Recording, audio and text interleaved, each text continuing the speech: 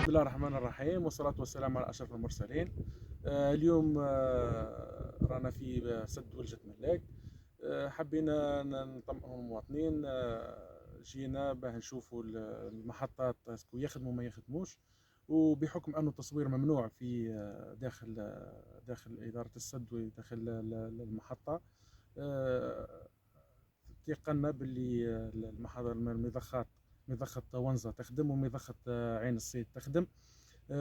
دركا رانا راح ننطلقوا للمحطة الثانية اللي هي محطة النقطة الكيلومترية رقم 58 فيها محطة، ومن بعدها يليها المحطة الثالثة اللي هي محطة عين الصيد، ونتبعوا المشكل وين راه، وإن شاء الله احنا موفقين إن شاء الله.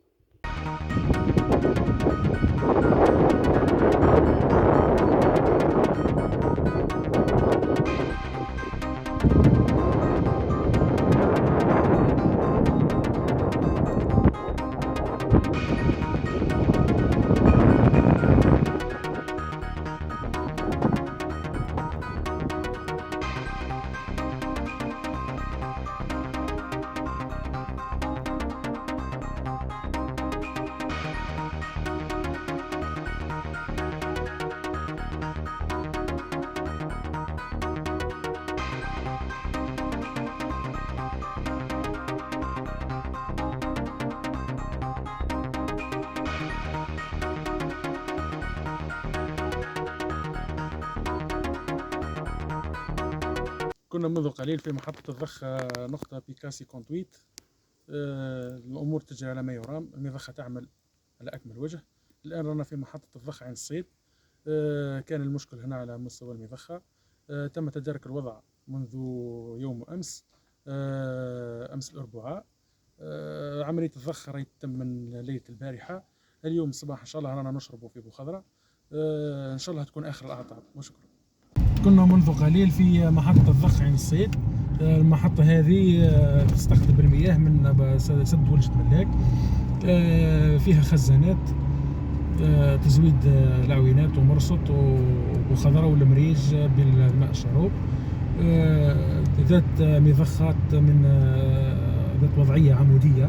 المضخات هذو لما يتعطلوا يطلب وقت باش يتصلحوا، لذلك بما فيها الرافعة هذه طلب 10 من 10 حتى 15 يوم باش تجي رافعة. هذا السبب الرئيسي اللي خلانا احنا نطيحوا في الأزمة هذه. كذلك كنا في معاينة لمشروع محطة ضخ عين الصيد ذات الضخ الأفقي. هذه المحطة اللي راح تفك الأزمة على البلدية المذكورة وتفك الأزمة تاع المياه.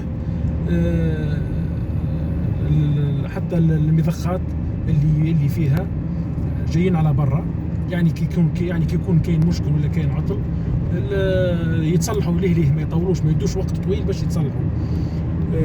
المضخة هذه اللي طلبناها في ملف في ملف دورة 2022 للمجلس الشعبي الولائي. توفر الغلاف المالي، ما عندوش مدة ملي توفر. المضخة هذه ستنطلق عن قريب، يعني ما تقريبا جاهزة في الصور المرفقة.